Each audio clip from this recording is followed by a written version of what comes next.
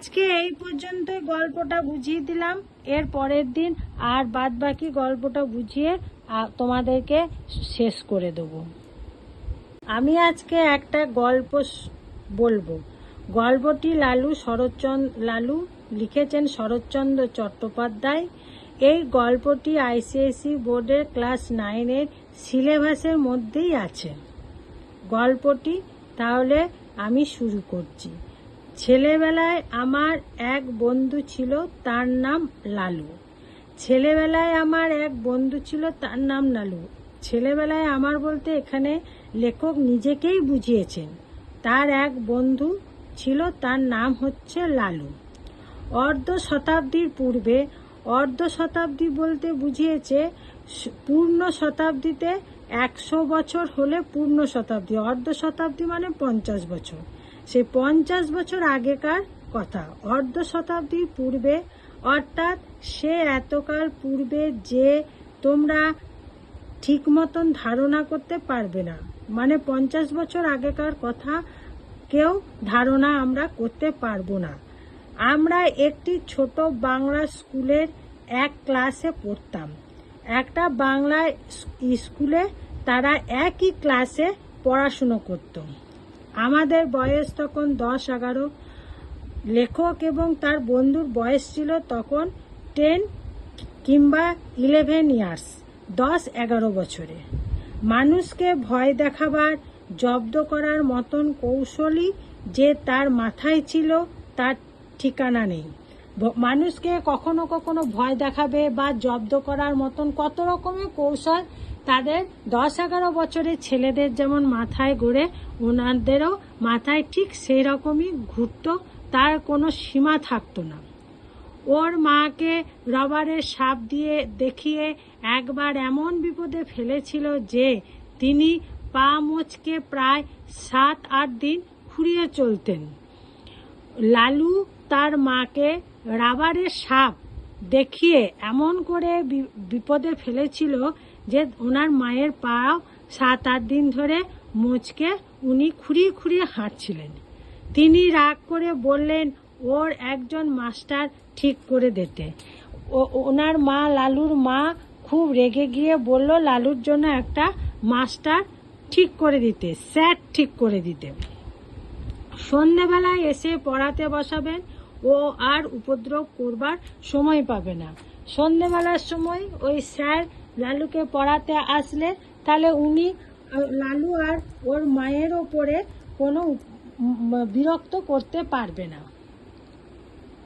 শুনে লালুর বাবা বললেন না, লালুর বাবা বললেন না না, লালুর কোনো স্যারের বা মাস্টারমশাইয়ের ঠিক করা চলবে না। তার নিজের কখনো মাস্টার ছিল না।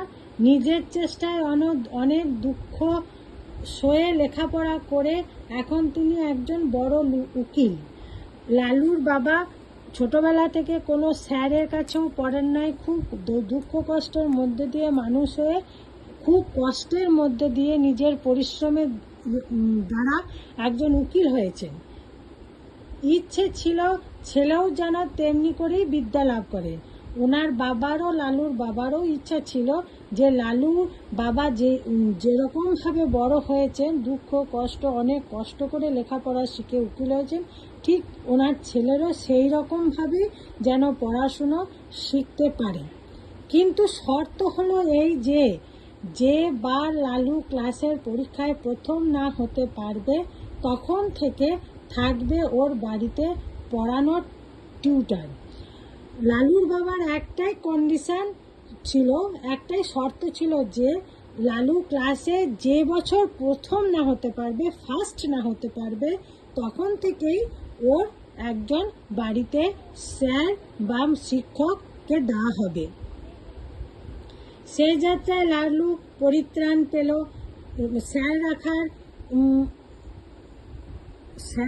স্যার বা মাস্টারমশাই রাখার ডিসিশন থেকে লালু মুক্তি পেল। কিন্তু মনে মনে রইল ওর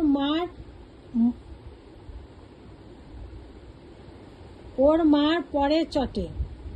ওর মায়ের উপর খুব রাগ হলো, কারণ উনি তার ঘাড়ে মাস্টার চাপানোর চেষ্টাই ছিল।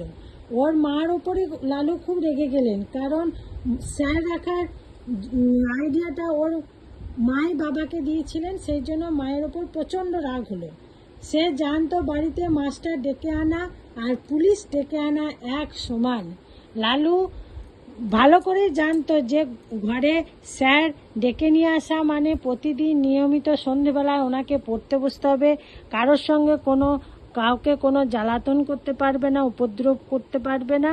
তাই তিনি মনে করতেন যে মাস্টারমশাই ঘরে ডেকে আনা মানে পুলিশ ডেকে আনারই সমান। লালুর বাপ ধনী গৃহস্থ। লালুর বাবা ছিল প্রচণ্ড একজন ধনী লোক। বছর কয়েক হলো পুরনো বাড়ি ভেঙে তেতলা বাড়ি করেছেন। কয়েক বছর হলো যে পুরনো ওনাদের একটা বাড়ি ছিল সেটা ভেঙে 3তলা বাড়ি করেছেন। সেই অবধি লালুর মায়ের আশা গুরুদেবকে এ বাড়িতে এনে তার পায়ের ধুলো নেন। লালুর মা একজনের দীক্ষা নিয়েছিলেন, সেই যার কাছে উনি দীক্ষা নিয়েছেন সেই গুরুদেবকে বাড়িতে নিয়ে এসে সেই নতুন বাড়িতে পায়ের ধুলো দেবেন বলে। কিন্তু তিনি বৃদ্ধ ফরিদপুর থেকে এত দূরে আসতে রাজি হন নাই। কিন্তু মায়ের গুরুদেব ছিল অনেক দূরে থাকতেন, ফরিদপুর। সেখান থেকে লালুর বাড়ি সেখানে ডিস্টেন্সটা অনেক দূরত্ব, সেই অবধি তিনি আসতে রাজি হচ্ছিলেন না। কিন্তু এইবার সেই সুযোগ ঘটেছে। কিন্তু এবার লালুর মা একটা সুযোগ পেয়েছেন। স্মৃতিরত্ন সূর্যগ্রহণ উপলক্ষে কাশী এসেছেন। লালুর মা স্মৃতিরত্ন সূর্যগ্রহণ উপলক্ষে কাশী গেছেন, সেখান থেকে লিখে পাঠিয়েছেন ফেরার পথে নন্দরানীকে আশীর্বাদ করে যাবেন।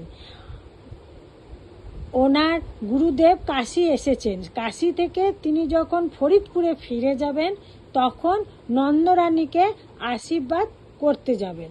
লালুর মা আনন্দ ধরে না। লালুর মায়ের আনন্দ, প্রচণ্ড আনন্দ, উদ্যোগ আয়োজনে ব্যস্ত। গুরুদেব আসবেন সেই জন্য নানা রকম ব্যবস্থা করছে, খাওয়া দাওয়া সমস্ত কিছু।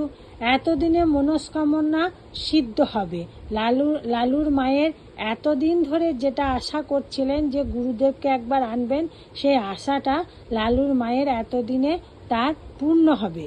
গুরুদেবের পায়ের ধুলো পড়বে, বাড়িটা পবিত্র হয়ে যাবে। নিচের বড় ঘরটা থেকে আসবাবপত্র সরানো হলো, নতুন ফিতের খাট, নতুন শয্যা তৈরি হলো।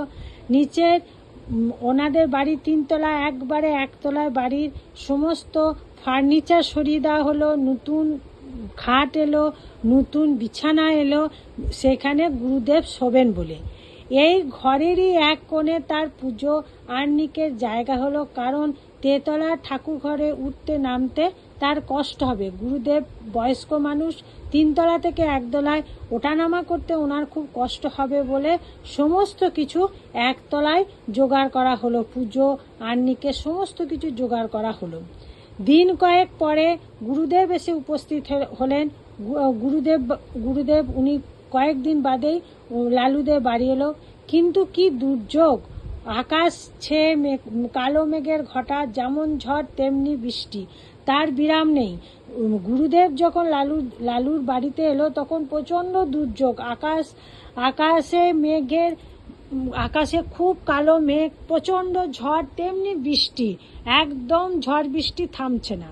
এদিকে মিষ্টান্নাদি তৈরি করতে, ফল মূল সাজাতে লালুর মা নিঃশ্বাস নেবার সময় পান না। মিষ্টি ফল মূল সব জোগাড় করতে লালুর মা তিনি নিঃশ্বাস নেবার সময় পাচ্ছেন না, প্রচণ্ড পরিশ্রম করছেন। তারই মধ্যে স্বহস্তে ঝেড়ে ঝুড়ে মশারি গুজে দিয়ে বিছানা করে গেলেন। নানা কথাবার্তায় রাত হয়ে গেল। পথশ্রমে ক্লান্ত গুরুদেব আহার আদি সেরে শয্যা গ্রহণ করলেন। গুরুদেবের বিছানা করে দিয়ে গুরুদেবের সঙ্গে নানা রকম কথাবার্তা বলে অনেক রাত হয়ে গেল। গুরুদেবের আসতে পথে কোনো পরিশ্রম হয়েছে কিনা খাবার দাবার সেরে তিনি শুয়ে পড়লেন। চাকর বাকরেরা ছুটি পেয়ে গেল। সুকোমল শয্যার পরিপাটি পাটে প্রসন্ন গুরুদেব মনে মনে নন্দরানীকে আশীর্বাদ করলেন। লালুর মা যেভাবে সমস্ত কিছু খাবার দাবার বিছানাপত্রের ব্যবস্থা করেছিলেন, তাতে গুরুদেব খুশি হয়ে মনে মনে লালুর মাকে অনেক আশীর্বাদ করলেন। কিন্তু গভীর রাতে অকস্মাৎ তার ঘুম ভেঙে গেল। অনেক রাতে গুরুদেবের ঘুম ভেঙে গেল। ছাদ চুইয়ে মশারি ফুঁড়ে তার সুপরিপুষ্ট পেটের উপরে জল পড়ছে। সিলিংয়ের ফুটো করে, মশারি ফুটো করে তার পেটের ওপরে জল পড়ছে। উফ, কি ঠান্ডা সে জল! জলটা ছিল খুব ঠান্ডা, বরফের মতন। শশব্যস্তে বিছানায় বাহিরে এসে পেটটা মুছে ফেললেন। বললেন, নতুন বাড়ি বলে নন্দরানী।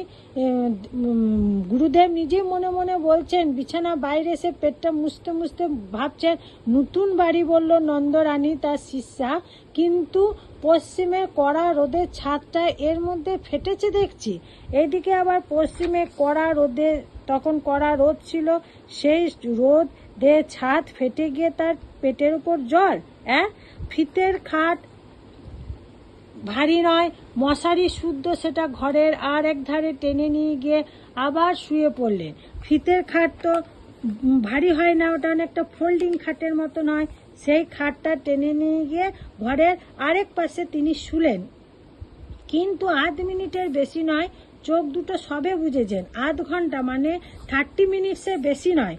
অমনি আবার উনি চোখ বুজে শুয়েছেন, আর অমনি 2-4 ফোঁটা অমনি ঠান্ডা জল টপ টপ করে আবার পেটের সেই স্থানটির ওপরেই আবার ঝরে পড়ল। স্মৃতিরত্ন আবার উঠলেন, আবার খাট টেনে অন্য ধারে নিজে গেলেন। বললেন, ইস, ছাদটা দেখছি এক কোণা থেকে ও কোণা পর্যন্ত ফেটে গেছেন। গুরুদেব তখন মনে মনে ভাবছেন যে খাটটা কেবল ঘরের এক ধার থেকে ও ধার টেনে নিয়ে যাচ্ছি, আর টস টস করে পেটের ওপরে জল পড়ছে, তাহলে কি গোটা ছাদটাই ফেটে গেছে? আবার উঠে পেটের জল মুছে খাটটা টেনে নিয়ে আরেক ধার গেলেন, কিন্তু শোভা মাত্রই অমনি জলের ফোঁটা। আবার টেনে ও আরেক ধার নিয়ে গেলেন, কিন্তু সেখানেও তিনি তেমনি। এবার দেখলেন বিছানাটা ভিজেছে, শোবার জো নেই। স্মৃতিরত্ন বিপদে পড়লেন। বুড়ো মানুষ, অজানা জায়গায় দোর খুলে বাহিরেও যেতে ভয় করেন, আবার থাকাও বিপজ্জনক। কি জানি, ফাটা ছাদ ভেঙে হঠাৎ মাথায় যদি পড়ে। ভয়ে ভয়ে দোর খুলে বারান্দায় এলেন। সেখানে লণ্ঠন একটা জ্বলছে, কিন্তু কেউ কোথাও নেই, ঘোর অন্ধকার। উনি দেখছেন, উনি যে বিছানাটাতে শোবেন সেটাও বিছানাটা ভিজে গেছে, শুতেও পারছেন না। উনি বয়স্ক মানুষ, দরজা খুলে যে বাইরে যাবেন সেটাও তিনি ভয় পাচ্ছেন, অথচ ছাদ ফেটে গেছে, ছাদটা ভেঙে যদি ওনার মাথায় পড়ে। এইরকম নানা রকম চিন্তা করতে করতে উনি বারান্দার দরজা খুললেন। খুলে বাইরে এলেন, দেখছেন একটা লণ্ঠন জ্বলছে, কেউ কোথাও নেই, ঘোর অন্ধকার।